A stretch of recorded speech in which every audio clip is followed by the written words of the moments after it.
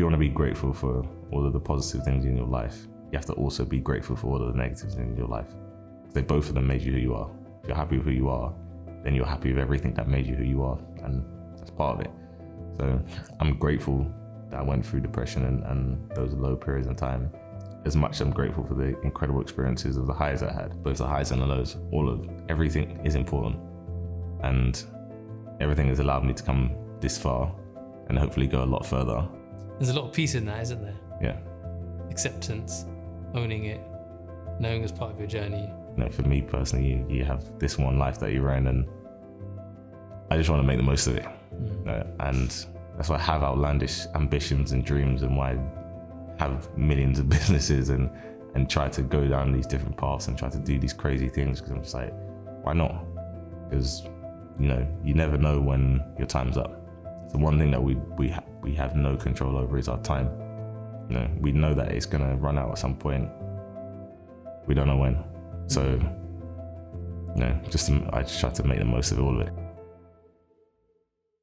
Every man carries something: expectations, silence, struggles, the weight of having to look unbreakable. The Dad Project is a home for real, unfiltered conversations on men's mental health, the kind that have been missing for far too long. We share powerful stories and raw perspectives from those living it and those guiding men through it. Filmed at the Old Court in Windsor, it's about breaking silence, reshaping strength, and creating conversations that actually matter. I'm your host, Naroop Juti. Let's talk.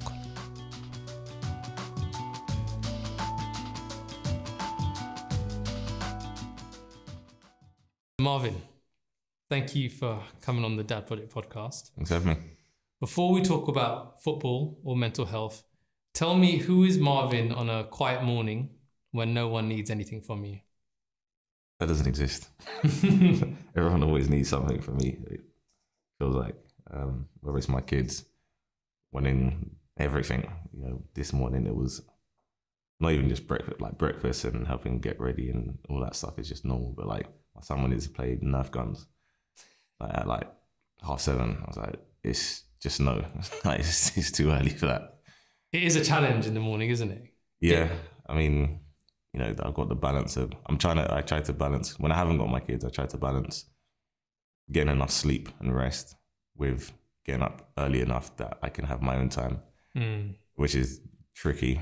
I don't really get it. You have to give something, you have to give up something. And my time is the thing that I'll probably give up more than anything. But that time with the children is special. Yeah.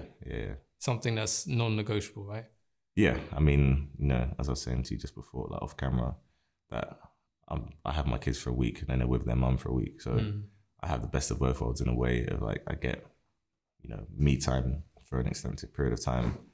And then I get, just my time with them for an extended period of time, which is great. It gives me structure, routine, and for them as well as just making sure that I'm organized, and I have to be organized. I'm lucky I'm a very organized person, because otherwise my life would spin into chaos very quickly.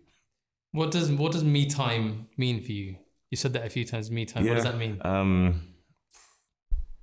This is that when no one wants me, which is, again, it's not something I have much luxury of, but it could be just going to the gym, having an hour where I'm just listening to music, wherever. It could be at home watching a film or series, TV, watching football, cooking, which I love to do.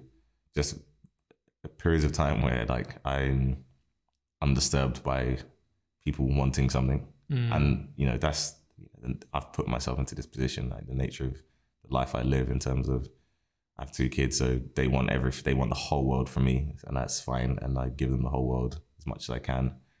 And I have 3 businesses, and they take a lot of time. So that's, one business is enough, but juggling 3 is bouncing from one to the other, and also trying to create new opportunities within all of those. And outside of that, it's things I do as well. So, like I said, time is a thing that everyone has to give up something to be successful in some capacity.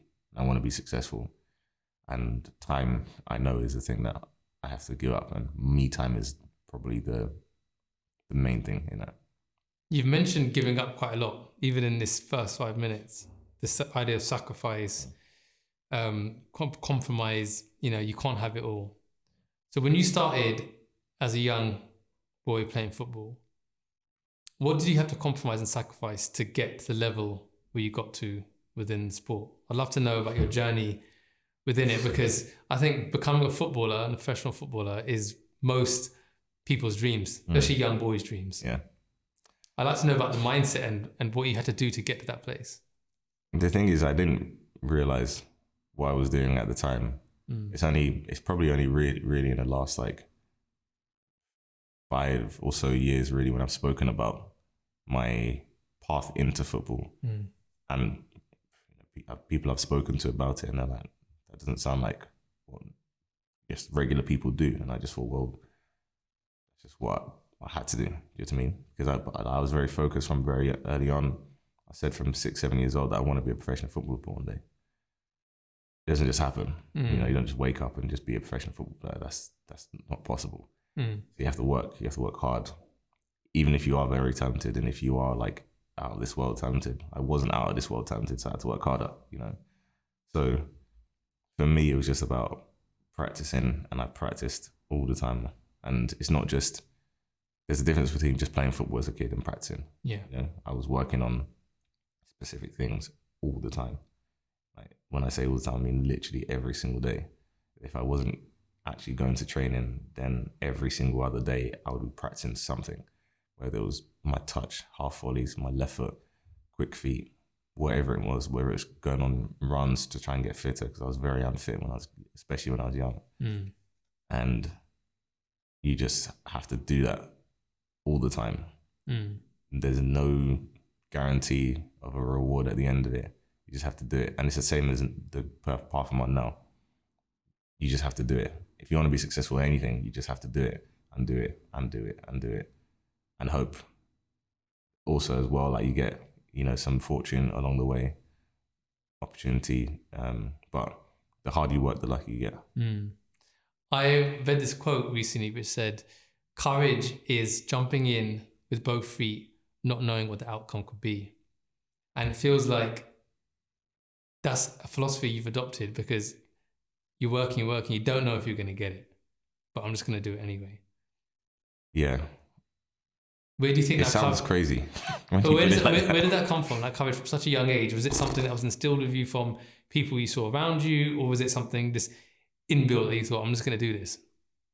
I think it's just, I genuinely don't know any other way. And it's like I said, it's just, everything I've been through on my path to become a football player feels very similar to what I'm doing now. And all of the different career paths, business paths, whatever you want to call them. I don't know any different, genuinely. I only know what if. I only know let's see. And I only know let's give it a go. The outcome is the outcome. But really and truly, you can only fail if you stop. Right? Yeah. So when you were young playing football, you got into the Fulham youth team. What did that feel like at such a young age, having that first win?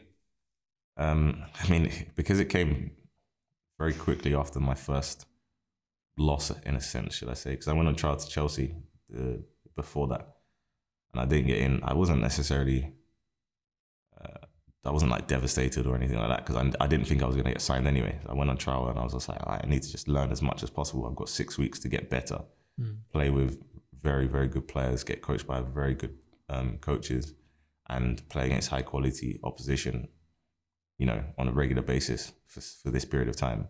So absorb as much as that and leave it in a better position for the next one, and the next one I'll get. That's how I thought. Genuinely, my mum and I spoke quite extensively throughout the process of like, okay, how are we gonna get to make sure that the next one is the one that gets signed? Because I didn't think that was gonna happen. So I didn't get signed. Went to Fulham, and within a week I got signed. And it felt great, but then as I've found with the journey and continuously with the football journey, it's like trying to jump onto the ladder. You get the ladder, you cling on and you get your step on there, and it's like, right, now I need to actually climb this. Yeah. So what feels like a win is just like the very beginning. Did you enjoy that? Did you enjoy the climb? Was it fun starting and then working your way up? In elements, in points, it's fun for sure. It's more fun and enjoyable to look back on than I'd say it was all of those steps. It's a lot of pressure. It's a lot of stress. You put that on yourself. It's placed upon you. There are an incredible amount of doubts from internally and externally, which is just, that's part of life but part of football as well, because it's a very high pressured environment where lots of people want to be in it. Lots of people want to be successful. Most people are not. That's just the reality of it. So you have to be so thick-skinned and so determined that failure just becomes part of your DNA. You just become so accustomed to failure and so, in a way, like, okay with failure that, you can just ride it out and just keep going forward, But do you think a lot of these young boys who get into football, who face a failure, do you think they're equipped to ride it out? So I think we say, let's just ride it out.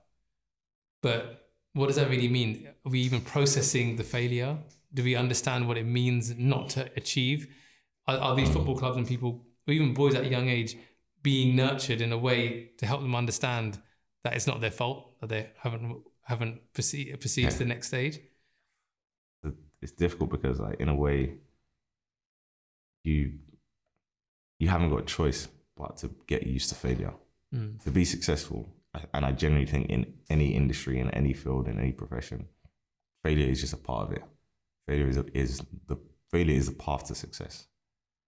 And I think the people who learn that and understand that quickly have a quicker route to success, because they're just like, right, I'm just going to fail, learn, fail, learn, fail, learn. And you just continuously move forward. And when failure slows you down or stops you and it becomes heavy, then it slows your progress. And that happened to me as well, like, later down the line in my career where failure felt heavier than it had been. And maybe it just was just past failure as well, catching up on me.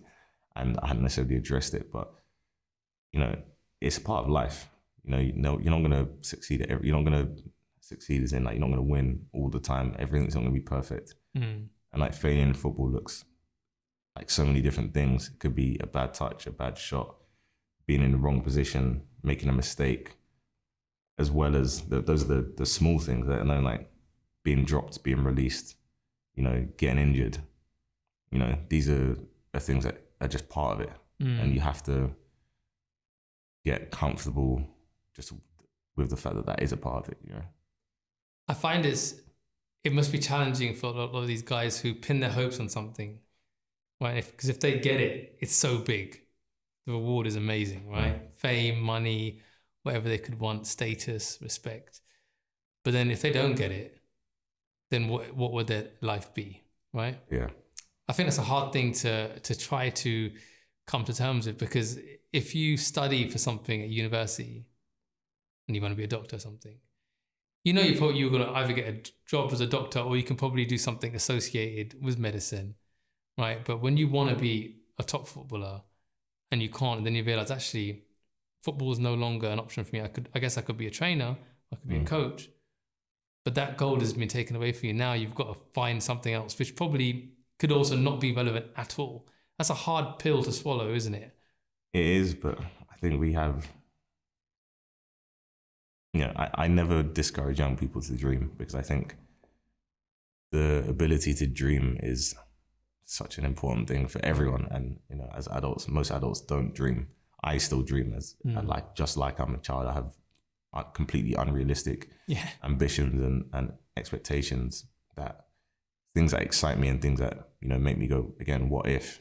But we do have, on the flip side, we do have unrealistic expectations, and that everyone wants to be Messi and Ronaldo, and not thinking about, there's tens of thousands, hundreds of thousands probably of jobs within football, which are all incredible opportunities and all give everyone probably the same, to an extent, the same level of fulfillment of being in the industry as a football player.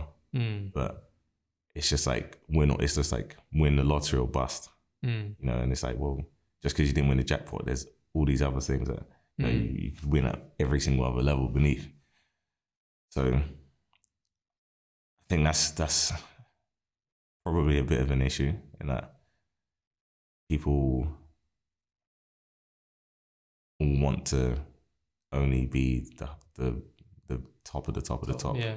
And like it is just unrealistic because it just doesn't happen. Like from a numbers perspective, it's just not possible. Not. Listening to your story reminds me when I used to, when I was younger, I used to love basketball. I used to watch all the Michael Jordan videos, Come Fly With Me, all this stuff, right? And he talks about when he didn't make the cut for the team and then he just doubled down, outworked everyone around him. And I think that instilled in me this desire that if you want to be the best, you got to do double, triple what everyone else is doing around you. And yes, there is the element of talent. In Michael Jordan's case, he was tall. If he was 5'4", he wouldn't be a basketball player, right? But do you think success in life and in football is purely about who can work the hardest? Or is there the element that you actually have to have certain elements about you, certain things about you, qualities, which make you good for whatever your endeavor could be? Because I'm like you. I think people should dream. I'm exactly the same. My goals are unrealistic to some people. But when they're aligned with what you are naturally good at, then you can see the path to go towards it. If I said now, I want to be, a top snooker player, it's probably not going to happen, right? I'm 44, like how much time can I put into it? All these things. So is it just about working hard, or is it you actually got to have those seeds of talent, the natural ability first? Yeah, I think seeds of talent, but, in the end of the day, talent comes from if you look at most industries, most talent is, you talk about natural levels of technique and understanding. These are things that you can learn. You can get technically better at anything. Whether it is snooker or football, whatever, you can get technically better. It just depends on how quickly you pick it up, how hard you work on it, and how much you want to improve and improve and improve and improve. So you can work very, very, very hard. Will you enjoy it? Maybe not, but then, and also will you then get the reward at the end? Maybe not. That comes down to your mindset, really, because there's no guarantee for anything. None of us are entitled to anything in this world. So it is purely down to how hard you work and how determined you are, because you can work hard, but then if you're not as determined, then so you work hard for a period of time, but it's like there is no period of time that you're going to be rewarded. Maybe it's never, maybe it's a year, maybe it's 6 months, maybe it's 2 days. Who knows? So your awards paid off because from Fulham you moved to Watford. Yeah, well, I got released from Fulham. So in a way, my reward didn't pay off because, and I was a failure in a way because I got released. I didn't get offered a scholarship. Right. And so it was like back to the drawing board. And I could have easily gone, this is hard. Okay. This isn't working. But, similar to like you just said, I doubled down. I was like, okay, I need to work a lot harder again. Okay, so that's a really interesting point of your life because you were still young, right? Yeah. How old were you then at that time? 16. That's a lot of pressure, right? To then think, okay, I'm going to keep going. Were there people around you who encouraged you, family, friends? What was it like at that time to think, okay, I've been released. Maybe I'm not good enough. Talk to me about the mindset and your mental health at that stage. I mean, at the time as well, like at Fulham had a big first team squad, a big reserve squad, and a big under 18 squad. So I didn't actually see a pathway to the first team for me anyway. So I was actually quite relieved that I didn't get offered. They didn't think I was good enough. It's not like I walked away. Like they didn't think I was good enough, which is fine. But I was glad that they didn't think that because I didn't want to stay there. I wanted to try and find a way that I could create my own pathway into a first team within a few years. So I ended up going to a thing called the exit trials, which is every player in the country at that age is released from professional clubs, gets the option, by the way, don't have to, but you get the option to go and play in a trial games across the country. There's 3 of them, 3 different dates. I chose to go and play in all of them because I was like, I want to play in front of as many people to me as possible. You know, I didn't have anxiety, which some people did, which I can understand. It's literally like last chance saloon. You know, you go and play 60 minutes of football and then people decide whether you're probably going to have a career or not. You know, that's a lot of pressure. And I was just like, well, this is it. So everything's on the line now, so let's get it. And, you know, fortunately for me, I did quite well. And then Watford came up and I ended up signing there and I got a scholarship. But even that didn't go too well at the start. Like, as an under 16, I was like, I signed just before my scholarship. Like, I was playing up in the under 18s quite a bit. I was playing a lot of football. And then I went into full-time as a scholar my first year. And I didn't really play much football at all. And I didn't do well. I don't adapt well to being full-time. Like the jump from being at school, training 3 evenings a week to training every day, physically it was a lot, emotionally it was a lot. And I really struggled and I didn't enjoy it at all. And years later, I found out that I almost got released as a first year, which never happens. Right. You have 2-year scholar, everyone gets a chance, but they were like, from what I've heard, the club were a bit like, there's no point in being here if he's not giving enough, and we don't really see anything for him. What was it that you didn't enjoy exactly? Because it sounds like you got what after. What was it that wasn't gelling with you? It was tough. I wasn't enjoying football. I wasn't really playing much football, and obviously the biggest thing as a player, like, you want to be playing, you want to have freedom when you're playing, and I didn't feel like I had freedom. I didn't feel like I was playing football. It felt very like, very, you have to do this exactly like this. And obviously, that's professional football. It's a job, like you're there to, even from that age, you're taught you need to do certain things so that you can win games of football. That's all that matters. It doesn't matter. Your enjoyment is secondary. Like, this is your job now. And I think that shift in mentality, mindset, and professionalism, understanding was difficult for me. And so that first year was just like, okay, I don't actually enjoy this so much anymore. And then, later down the line, I managed to find, very soon down the line, I managed to find balance in that. But that's why it was very tough. How did you find balance? Well, in the summer, I went away. In the off season, I was like, okay, this is it now. You're either gonna have a career in football or not. Like, this summer's gonna determine that. And again, spoke with my mum quite a bit about it.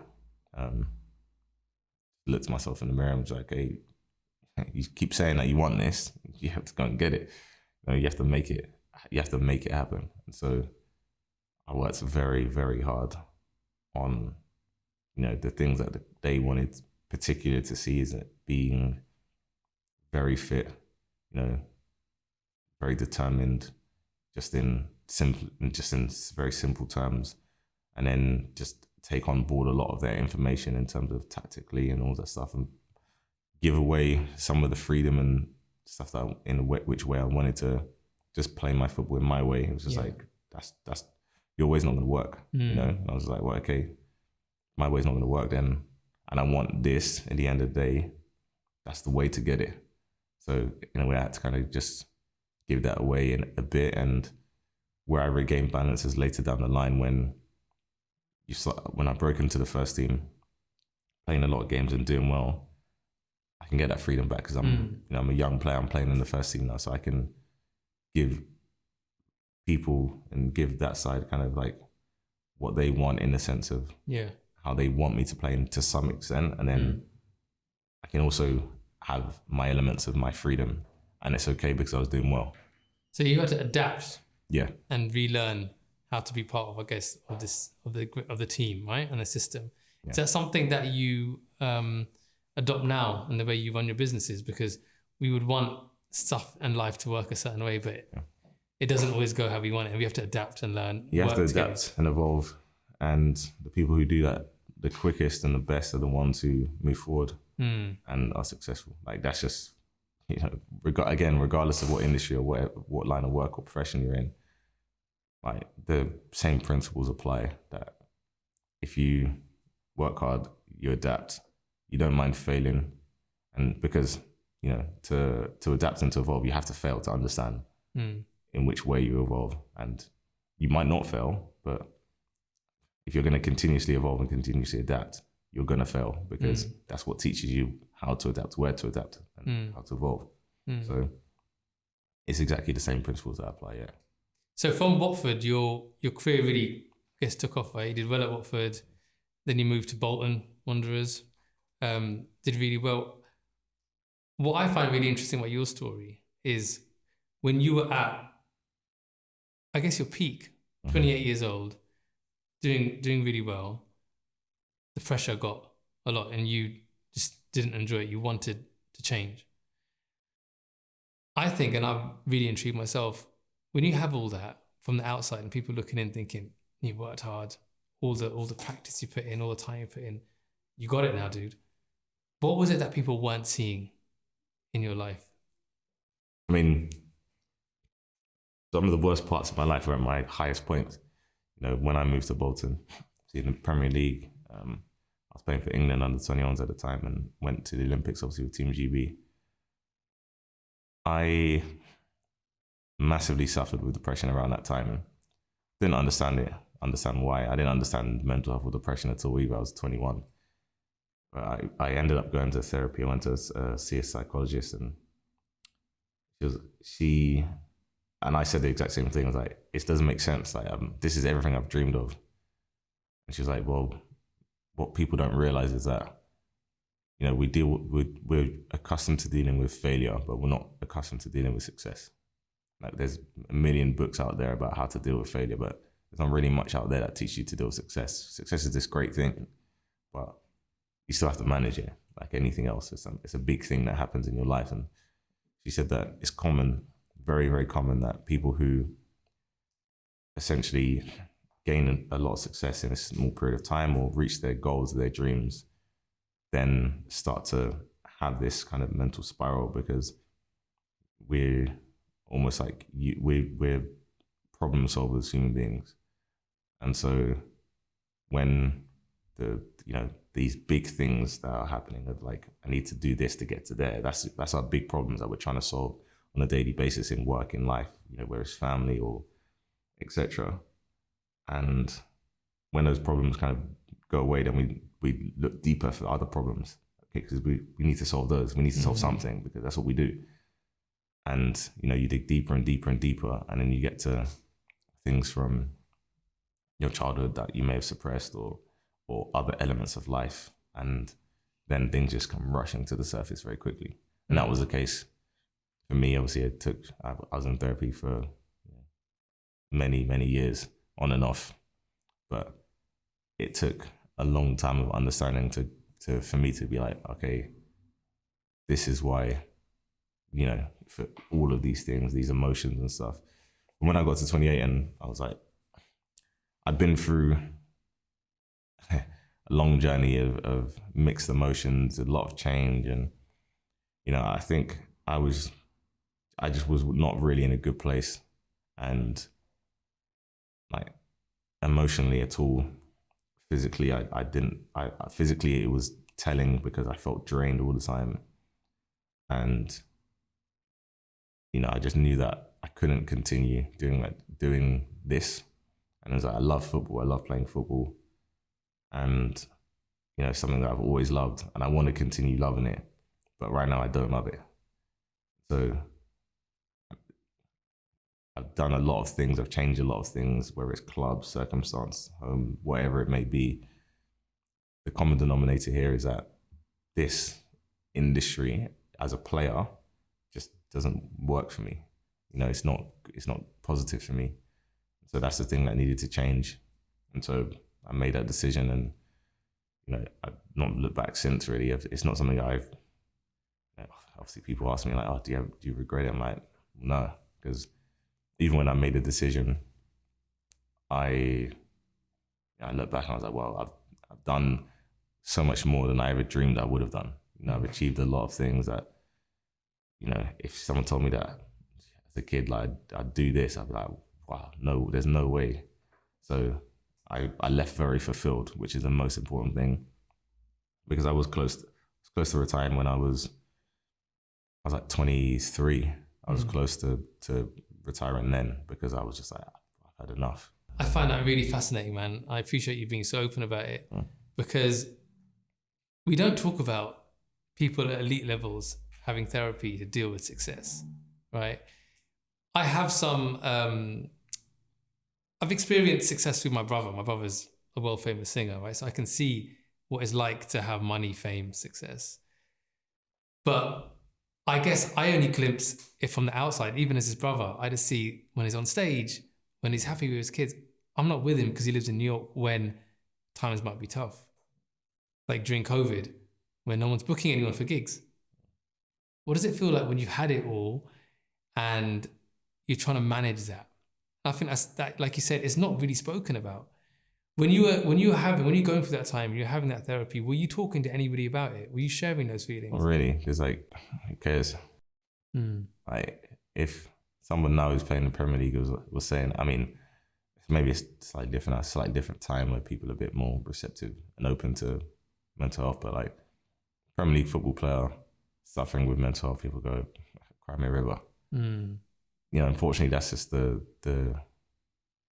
world that we live in. It's like if you have and people don't have, they just go, well, what do you have to be upset about? You know, but it's a lot deeper than that. And, you know, you can have all the money in the world and you could still not be happy. Like, money doesn't equate to happiness whatsoever. Yeah. I think a lot of people say that, right? And I think it's true. But it's hard for people who haven't experienced money and wealth to understand why it would not create you happiness. Yeah, but what is it that would, at that time, have helped you to feel better? What would it have been? Was it a sense of meaning outside of football as well? Or was it, football wasn't everything that you're doing, you could have had something else to shift some emotions and find happiness in different places? What was it, would you say? I think I just felt a bit lost at the time, like in myself. And then, you know, you as a football player especially, you attribute all your self-worth to how well you're playing. And if you're not playing well, then you genuinely feel like you're worthless to everybody and to everything. And you know, for me, that was the case because I wasn't playing. I wasn't necessarily playing well. I was getting, you know, stick from fans, and we got relegated, and it just continued. And I was just like, I'm a failure. I've let everyone down. I've let the fans down, my family, my friends down. And you just feel like that every single moment. So heavy to carry. Oh, dude, I can imagine how heavy it is, because I know how it feels like if I haven't shown up right for my daughter, or if something with work happens and we get feedback which isn't what I wanted. I hold that weight, even though I try to process it and say to myself, it's not the end of the world. You feel it.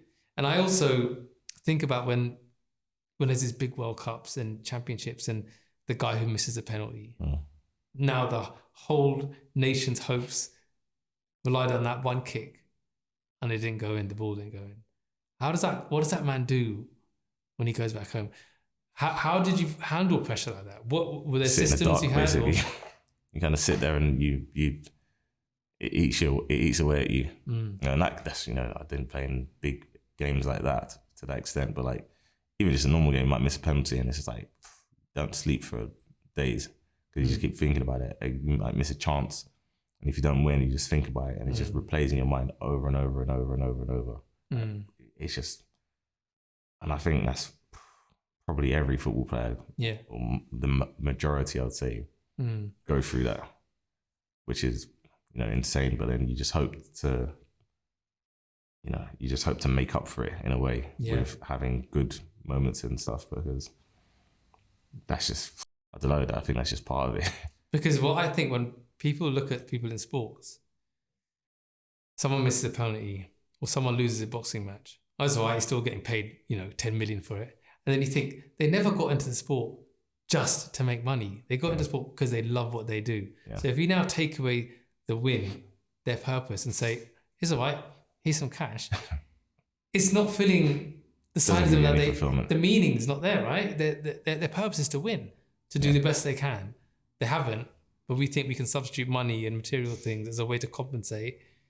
I don't think it's fair.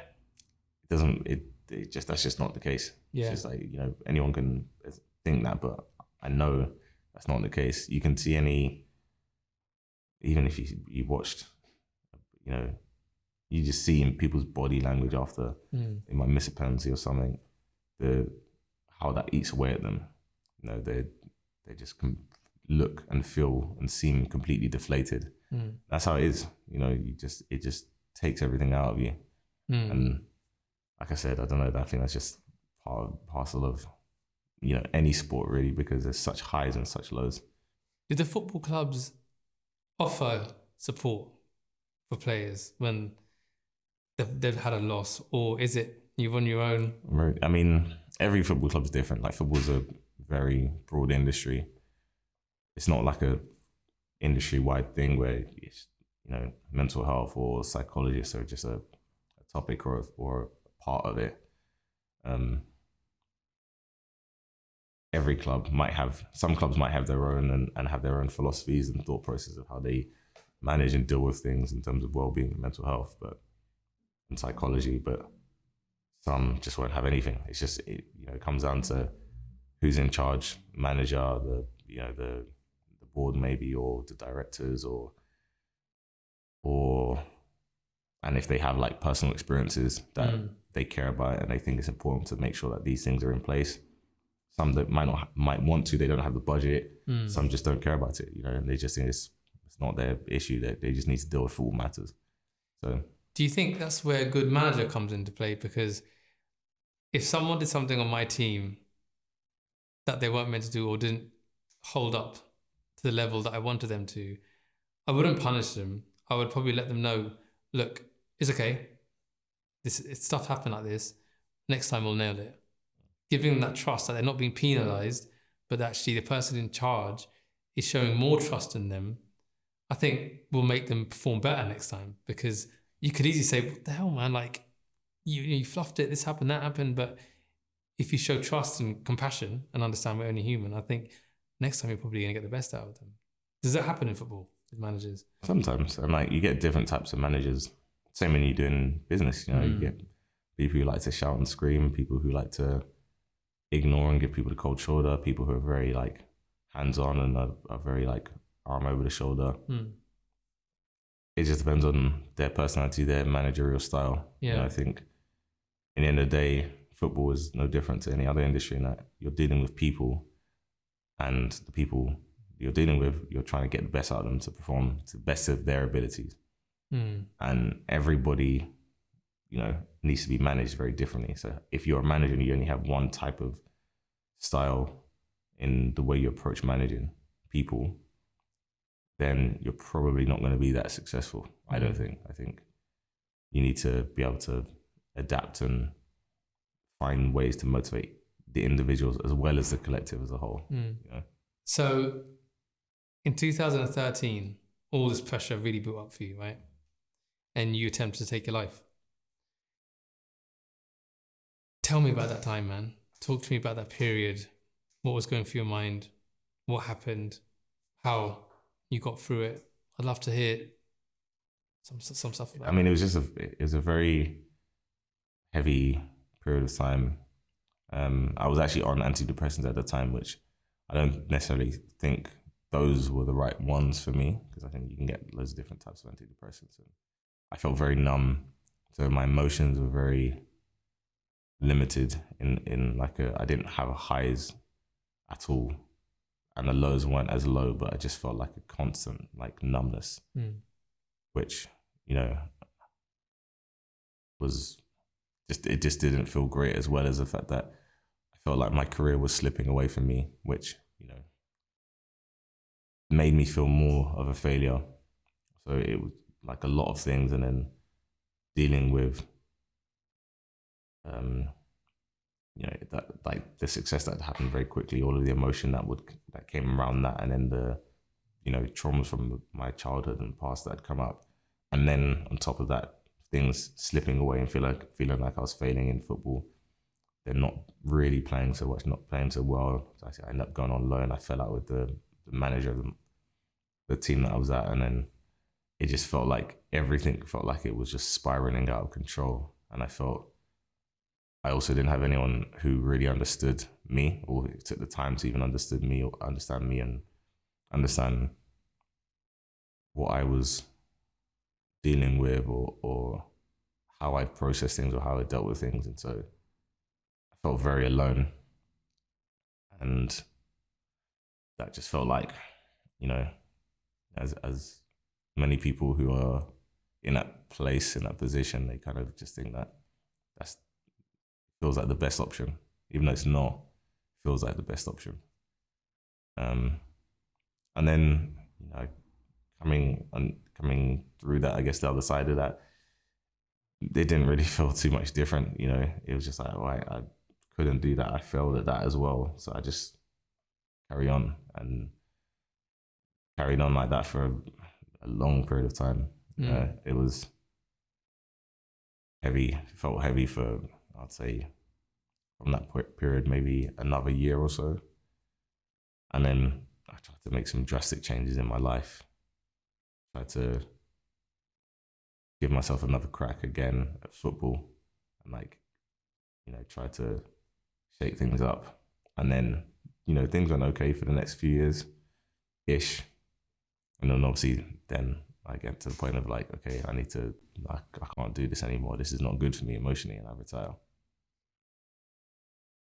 What did you try to do when you tried to take, like, what was it? Was it overdose? Was it an overdose? And who was there when you came back? Was your family around you? Did someone? No, I was staying with my girlfriend at the time, and went to sleep and woke up. I had a really bad headache and felt a bit sick. I just went to training. No, she never knew until maybe a couple of years later. So you didn't tell anybody yet? I didn't tell anyone. So no, like, nobody knew until years later. I started writing, and I shared some of these poems that I'd written, and that was that experience was one of them. And so yeah, no one knew until, you know, years later.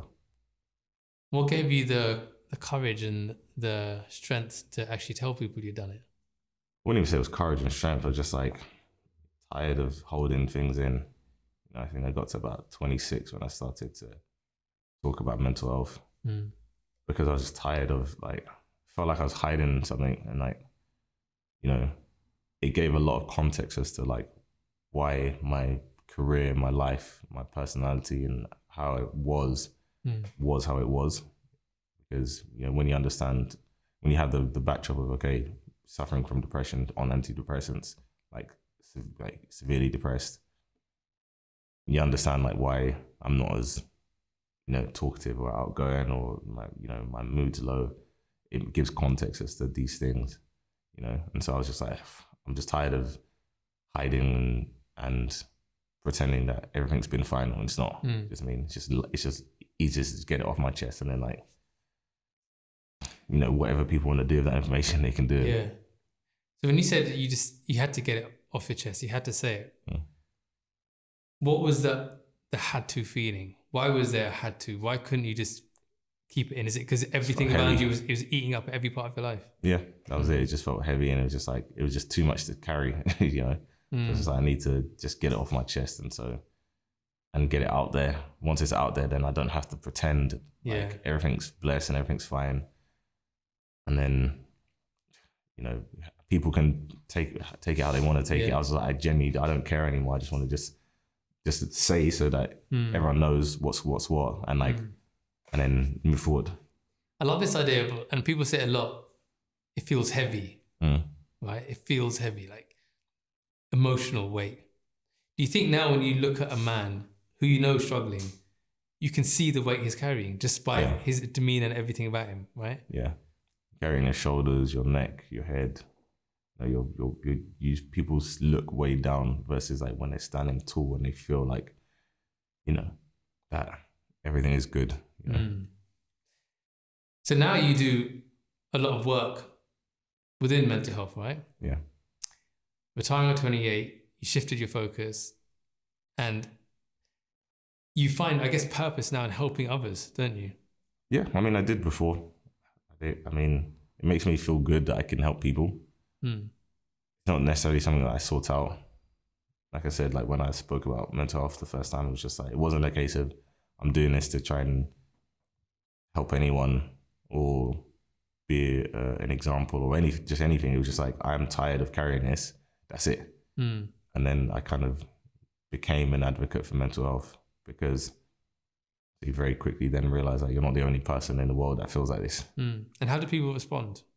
Very positively. Like, I didn't really expect anything. So it's not like I expected negative or positive. I didn't think people would care that much. I just thought people would go, okay, that makes sense, and carry on. But I had, and still to this day, I have people reach out to me or stop me to talk to me, and about things that I've spoken about, my journey, the fact that a lot of people can relate to it, which I think is the biggest thing when you talk about mental health, is that like everyone thinks they're the only one. Like everyone thinks they're the only one that feels how they do. And then, when you hear someone else talk about it, you're like, okay, I'm not the only one, and it's possible to get through this and deal with this, so. Why do you think so many men don't share their story? Why do you think so many men keep it within them? It's supposed to be tough, strong, all these stereotypes of what a real man is supposed to be. And, most of the time it's like, who do you speak to? Which I understand is like, even if within a friendship group of 10 guys and all 10 were all going through something, none of them would say anything most of them wouldn't say anything to any of them, because they're like, oh, the other 9 might, they might be like, oh, what are you talking about? Or they might even say that, but deep down they're like, oh, I'm also going through that, but I need to look tough, and so we need to all be kind of saying the same thing of, you'll be all right, just get through it kind of thing. That's probably why. It's just stereotypes that we adhere to that we don't understand why we do or not. We just do. And how do your friends and your family react to you being so open and sharing your story? Now it's different. Like all of my people that are close to me, like they understand. Lots of people have also been through stuff, and I can have any conversation with my people around me, because that environment has been created now. So, you think some of it's a cultural thing as well? Because I know in Indian culture, men were never going to talk about mental health, their feelings. It just doesn't happen. You see men in my father's generations who are alcoholics. You see men even my age who now maybe are starting to open up because others are leading the way. And I think there is something about someone who they can look at and think, oh, here's an Indian guy, brown guy. Here's a black guy talking about mental health. We have a responsibility, I think, being of color, to show that we should actually be taking this serious, right? You go to a lot of addiction places and all the charities, there's hardly anyone of color there. They just don't come. I think there's fear of embarrassment, judgment is against the norm. What is it like within black culture for mental health? Yeah, I mean, is it something similar? It's definitely something similar, but I think it's a cultural thing. But I think generationally it's different as well. Like the older generation, they had a lot more to deal with than we do. Do you know what I mean? So I understand them going, like your feelings are hurt, or you're not happy. Like, that's not a real thing. That we like, they had to deal with very, very difficult things,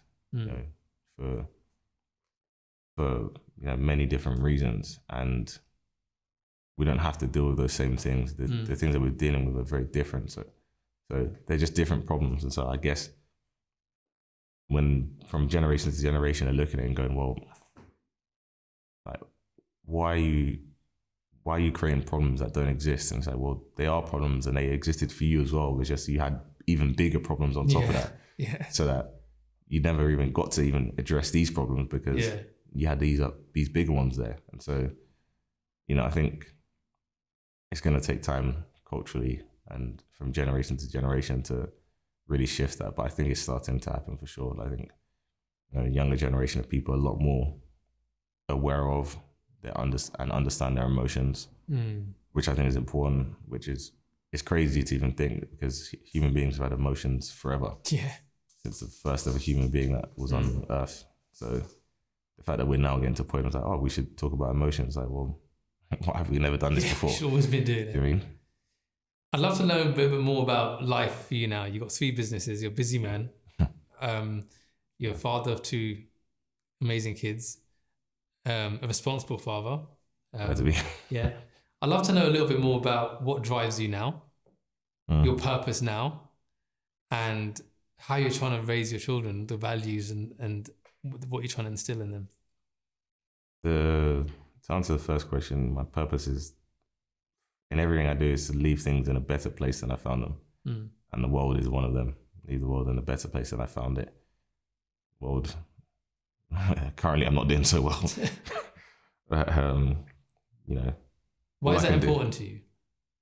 I don't know why it's important to me. It'd probably be easier. My life would be a lot easier if it wasn't important to me. I don't know. I just feel like we all have a responsibility to do something to make things a bit better. And even if it's a little bit, we all do a little bit. A little bit collectively is a lot, when you compound it. So I don't know. I don't actually know the answer to the question. I just feel like that's something I have to do. That's something that we all have to do. I just actively choose to try and find ways to do it. And, for my kids, it's like, for them, their values and morals are incredibly important. For me personally, they're incredibly important, but, I want them to be polite, hardworking, and honest. Those are very important things to me. And, I try to instill those things in them every day. And they're in a very different position to I was when I was a child, where my mum worked very, very hard, but the opportunities that I can give my kids and the life that I can give my kids is very different. So a lot of the things that I just naturally had in terms of drive and determination and stuff, they don't necessarily have to have that, because they're always going to be okay. Between myself and their mum, they're always going to be okay. So do you think that's a good thing or not? Because I was listening to this podcast where this guy said, when we build something, right, we learn so much through the challenge of the build. We define our character, we appreciate and value certain money and certain things that come with it. I came from this and now I'm here. So I really respect where I am because I don't want to go back there. And the challenge we have when we're raising children and giving them things, I don't want you to face the things that I faced. But by facing the things I faced, I became the person I am now. And this is an open-ended question. I'm not saying I was wrong or right. And I'm in the same position. How do I make sure, and how do you make sure our children build a character that teach them how to face obstacles, that teach them how to face challenges, that enable them to have the mindset to carry on going forward when life gets hard? Have you thought about that? I think about that often because I've been through a lot of pain and struggle in my life. And that's given me everything I have. That's taught me everything I have. Like, that is my strength. I don't want my kids to go through that. And I don't think they will go through that. And I don't want them, I hope they don't have to go through that. But, that doesn't mean that they can't learn from my journey and they can't gain strength in other ways. For me, I try to allow them to solve their own problems as much as possible. What does that look like?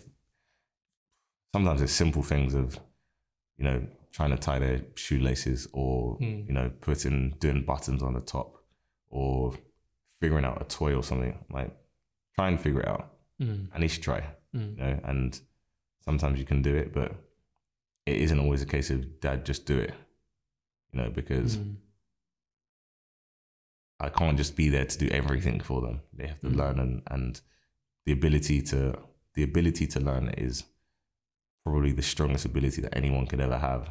So I'm trying to teach them, give them the ability to learn for themselves and to be able to solve problems for themselves by pushing them to go, okay, you do. And then sometimes when it takes a lot of patience, of course, but like, you know, if they do need help, of course, you know, if they really can't do it, then I'll help and I'll show them so that next time they can do it for themselves. Because I'm not just going to do it and then they've not learned anything. What's the point? Again, like, all I can do is try to allow them to give them the space to learn and to grow and to develop and solve problems for themselves. And then as much as possible, like, teach them and show them and give them insights to my journey that I'm currently on. Like I said, the journey I'm on now is very similar to the one that when I played football. It's very, very up and down. You know, there's a lot of failure. Like, I feel more now than probably I did as a football player. Like, you know, and I'm doing it across 3 different businesses. It's an insane amount of failure, and you know, the reward's very high, but there's no guarantee of anything. It's just, you keep going, you keep pushing forward, you keep working hard. And so I try to give them insight as to what goes on, why I work so hard. Sometimes I'm up late, I'm tired, and I'm honest with how I feel, what's going on. You know, if things are quiet, I'm like, you know, things are quiet now, and this is what happens. I'm trying to work hard to do this, and I have meetings, and I have this shoot at 7 a.m. or whatever it may be, to give them an understanding of like, okay, you know, dad works hard, you know, and he has to work hard, and that's the only way, you know, and regardless of, not everything's perfect, but you keep going. So you're a single dad. You were telling me off camera, you have your kids 1 week, and then they're with their mum 1 week. What I don't think is discussed a lot is a man's mental health when he doesn't have his children around, right? Because we do need time to ourselves, but it's not like you ever don't miss your kids, right? It's, you always want them around you. How do you cope during those times when they're not with you and you're missing them, and you come back from a tough day, and you know what's going to make you feel better is your kids just giving you a hug and saying, Dad, you know, sometimes I'm at home and I'm making something, I'd hear my daughter's voice saying, Dad, can you get me this? And I'm like, I wish she was here. Because just her hearing her say and call my name, as a man, that's our purpose. Our kids need something, let's do it for them. I'm like, I wish she was here. I really miss her. I don't think it's discussed a lot about men, how much they miss their children. How do you deal with that? I mean, to be honest, I put my emotions secondary to theirs. Always. You do that as any parent. Well, most parents do that. And for me, it's important that they have lots of time with their mum, just as I think it's important they have lots of time with me. And their mum's a great mum, and they love spending time with her just as much as they love spending time with me. So even if I do miss them, it's like, well, this is the most important thing for them. And this is what makes them happy. If they were with me all the time, as much as it'd be great for me, but it'd be selfish in a way, because they wouldn't be fully happy because they're not getting their time with their mum. And even if it was the other way around, it'd be the same thing. So, you know, even when their mum and I, when we got divorced, the kids would, you know, it was always kids first. That's the most important thing, is that to make sure that the kids are always happy and that they have everything that they need to be happy. And whether that's things that they need, but all the time also with both of us, then that's it. So like, I'm okay because I'm like, the kids are happy. I love that, man. So you shift the focus from you onto them, and through their happiness, you find your own. I love that. As we're coming to the end of this conversation,